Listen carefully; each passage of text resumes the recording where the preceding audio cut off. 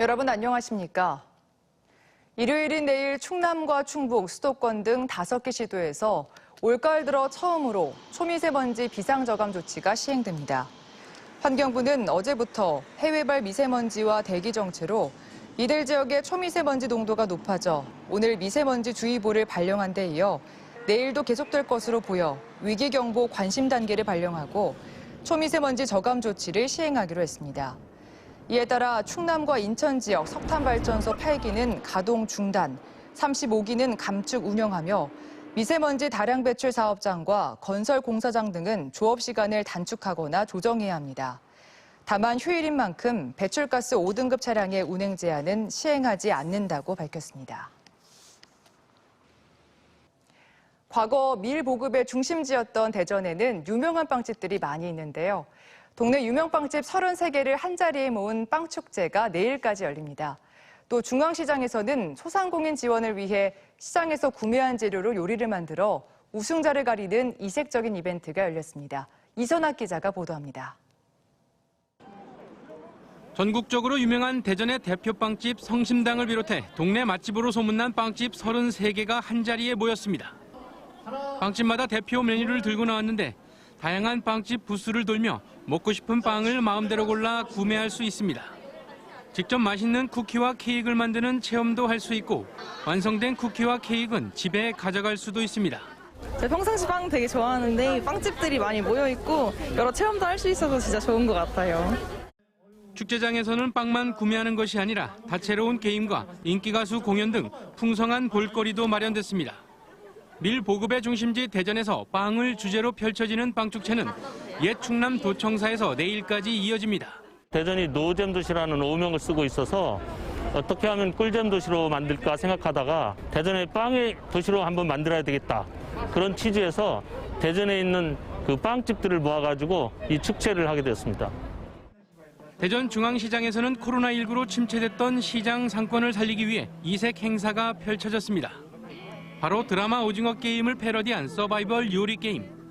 참가자들은 시장에서 구매한 재료들로 미션 음식을 만들면서 6단계 게임을 펼쳐 최종 우승자를 가리는데 우승 상금은 456만 원입니다.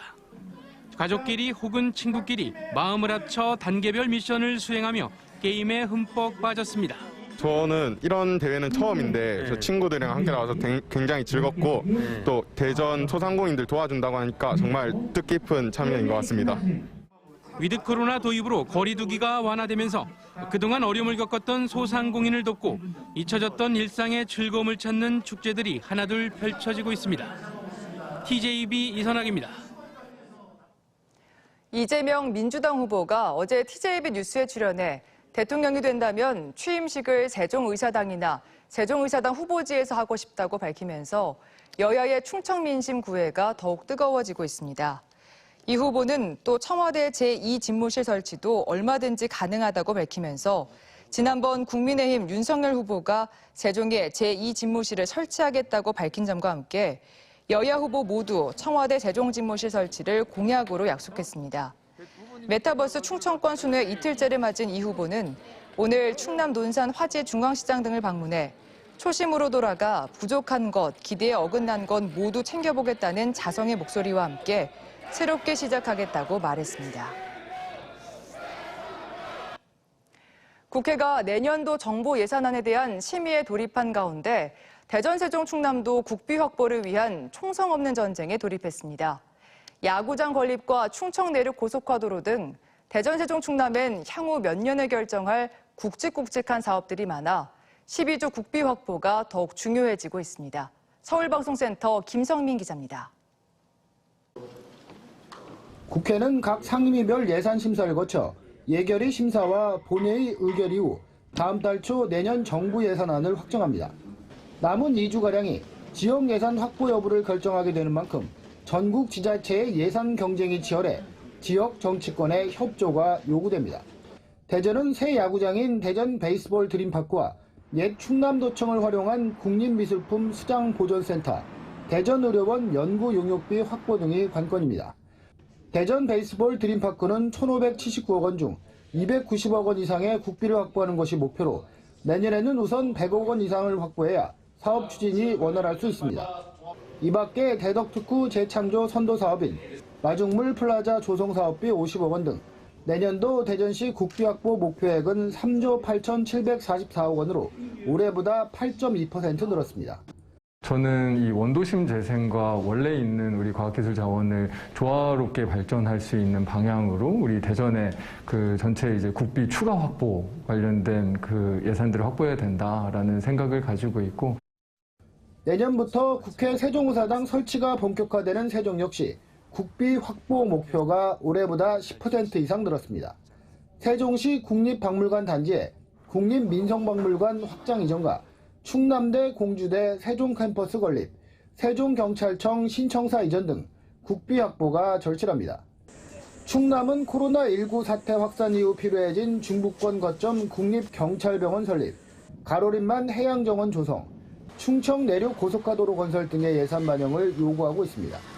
이와 함께 서산해미 국제성지 세계 명소화 사업 등 국비 확보 첫 8조 원 시대를 목표로 하고 있습니다.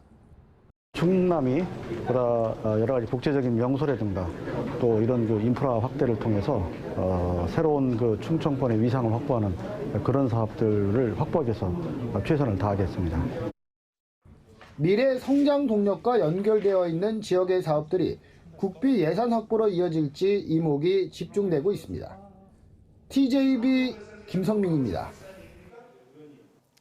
오늘 새벽 0시쯤 충남 공주시 정안면 천안 논산강 고속도로 터널 근처에서 50대 남성이 몰던 SUV 차량이 중앙 분리대를 들이받았습니다. 사고 충격으로 SUV 차량이 중심을 잃으면서 뒤따라오던 화물차 등 차량 넉 대가 잇따라 추돌했습니다. 다행히 큰 인명피해는 발생하지 않았지만 사고 당시 안개가 짙어지면서 가시거리가 수십 미터에 불과해 자칫 대형 사고로 이어질 뻔했습니다. 경찰은 SUV 운전자를 상대로 정확한 사고 경위를 조사하고 있습니다. 오늘 오전 10시 50분쯤 충남 보령시의 한 갯벌에서 60대 남성 A씨가 조개를 채취하다 밀물이 들어오면서 고립됐습니다. 신고를 받은 보령해경은 구조대를 급파했지만 짙은 안개로 수색에 어려움을 겪다 40여 분 만에 A씨를 구조했고 저체온증을 호소하는 A씨를 인근 병원으로 호송했습니다. 해경은 오는 22일까지 해수면의 상승이 가장 높은 대족이라며 바다 활동 시 안전수칙을 준수하는 등 각별한 주의를 당부했습니다. 대전시 유성구 학하동에 1,756세대 규모의 민간 임대주택이 내년 3월 분양을 시작으로 건설돼 2024년 12월 입주합니다.